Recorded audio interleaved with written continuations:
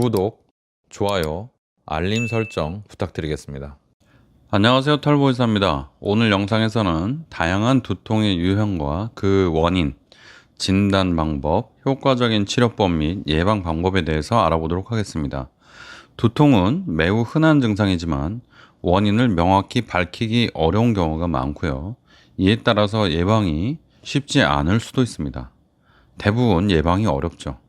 그러나 두통을 정확히 파악하고 적절한 대처법을 찾는 것이 두통 치료의 지름길입니다. 흔히들 머리가 아프면 나는 왜 머리가 아플까? 이상이 있는 걸까? 큰 문제가 있나? 이렇게 생각하는데요. 대부분 두통은 그 자체가 병이고 두통 외에 어떤 특별한 뇌에 이상이 있는 경우는 좀 드뭅니다. 너무 걱정하지 마시기 바랍니다. 첫 번째, 두통은요, 종류가 여러 가지가 있습니다. 긴장성 두통 들어보셨죠? 그리고 편두통, 그리고 군발성 두통, 이건 약간 생소하죠. 그리고 만성 일일 두통 등 여러 유형으로 나뉩니다. 그 외에도 자잘한 두통들이 좀 있는데 제일 흔한 거는 이 정도죠. 긴장성 두통은 성인과 청소년에게 가장 흔하고요. 가벼운 압박감이 지속적으로 나타납니다. 엄청 심하게 오진 않아요. 대부분. 심하게 오는 경우도 있는데 긴장성 두통은 좀 경미한 것이 특징입니다. 편두통은 주로 박동성 통증, 그러니까 맥박이 치는 듯 그렇게 통증이 오고 빛과 소리에 민감해지는 경우도 있습니다. 메스꺼움과 구토를 동반할 수도 있죠. 물론 그런 게 없는 경우도 있습니다. 군발성 두통은 눈 주위에 극심한 통증을 유발하고 콧물이 나고 눈물이 나고 한쪽만 그런 경우가 흔하고요. 만성 일일 두통은 매일매일 지속되는 두통으로서 긴장성 두통이나 편두통과 유사한 증상을 보이기도 합니다. 두통은 다양한 원인에 의해서 발생하지만 그 원인을 명확하게 밝히기 어려운 경우가 많습니다. 감염, 감기, 이렇게 발열, 열이 막 난다거나 그런 것들이 두통을 유발할 수도 있죠. 그 외에 스트레스, 우울증, 수면 부족, 잘못된 자세, 목 디스크 이런 것들이 원인이 될 수도 있습니다. 환경적 요인으로는 강한 냄새, 아니면 어떤 특정 냄새, 소음, 아니면 특정한 소리, 밝은 빛 이런 것들이 있고요. 유전적 요인도 통증 발생에 영향을 미칠 수 있습니다. 여러분들이 넷플릭스를 보다 보면 밝은 빛과 성광 같은 게 있으니까 조심해라 하고 경고 문구가 뜨잖아요. 그래서 이런 것들이 편두통에 영향을 줄 수 있기 때문에 그런 경고가 뜨는 겁니다. 물론 발작하고도 영향이 있을 수 있지만 두통에도 관계가 있습니다. 그래서 편두통은요, 가족력이 있는 경우에 발생 확률이 높습니다. 하지만 두통의 발생 원인은 매우 복합적이고 개인마다 다르고요. 잘 모릅니다, 원인을. 그래서 예방이 쉽지 않은 경우가 대부분이다. 이렇게 생각하면 되겠습니다. 두통을 이렇게 예방하십시오라고 말하는 것은 사실은 잘 맞지 않는 거죠. 어렵습니다. 두통은 정확하게 진단하기 위해서는요, 의사하고의 상담, 진찰이 제일 중요합니다. 의사는 신체 검진과 함께 두통의 증상, 발생 빈도, 악화 요인 등을 다 물어보고요.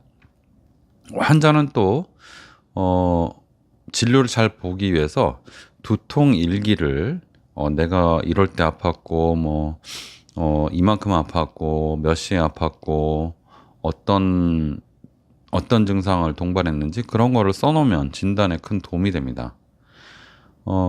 필요한 경우에 CT나 MRI 같은 영상을 통해서 뇌 내부의 어떤 이상을 확인할 수 있고요. 특정 질환이 의심될 경우에는 혈액 검사나 기타 척수액 검사 같은 것들이 필요할 수도 있습니다. 대부분의 두통, 약 98% 정도의 두통은요, 영상 검사에서도 이상이 발견되지 않습니다. 그래서 이럴 때는 환자의 두통 자체를 병으로 보고요. 환자의 증상과 병력을 종합적으로 고려해서 치료하게 됩니다. 두통 치료는 두통의 유형과 원인에 따라 다릅니다. 긴장성 두통의 경우에는 일반적인 진통제나 근육이완제, 물리치료 이런 것들이 도움이 되고요. 편두통은 어떤 트립탄 계열의 어떤 편두통 특효약이라고 그러죠. 아니면 편두통 치료제라고 하는데 그런 것들이 도움이 될 수 있고 위장관 운동을 활발하게 하는 항구토제가 효과적일 수가 있습니다. 군발성 두통은요, 산소 치료나 특정 약물로 치료할 수 있고요.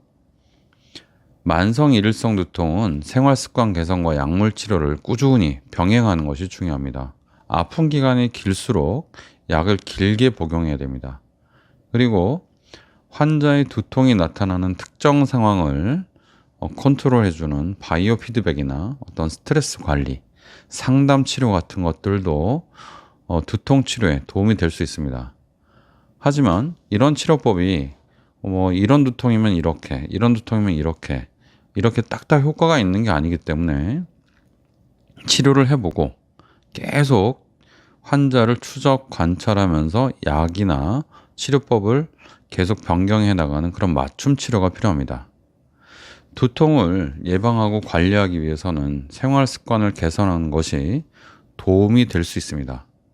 매우 중요하다, 아니면 생활 습관을 개선하면 된다, 그렇게 얘기하면 안 됩니다. 조금 도움이 될 수 있다, 이렇게 얘기해야 됩니다. 규칙적인 수면과 식사, 충분한 수분 섭취, 적절한 운동이 두통 예방에 기여할 수 있습니다.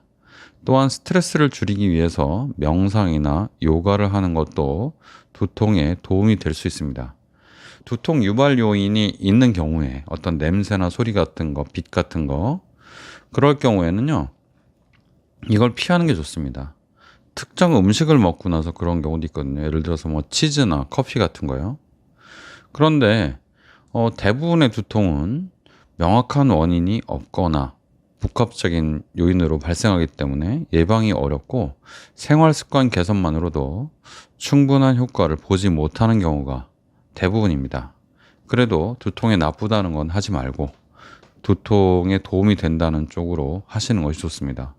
두통이 심하지 않은 분들은 잘 모르지만 두통이 심한 분들은 두통 때문에 우울증이 오고 심지어 자살하고 싶다, 그런 분들도 많습니다. 두통을 만만하게 보면 안 되고요. 특히 오랫동안 두통이 있는 분들은 하루라도 빨리 적절한 치료를 받는 것이 좋겠습니다.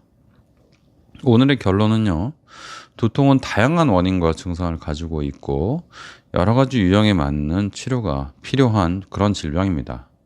그런데 두통의 원인을 뭐라고 딱딱 밝히려는 시도가 많지만 정확히 모르는 경우가 대부분입니다. 따라서 원인을 모르니까 예방이 쉽지 않죠.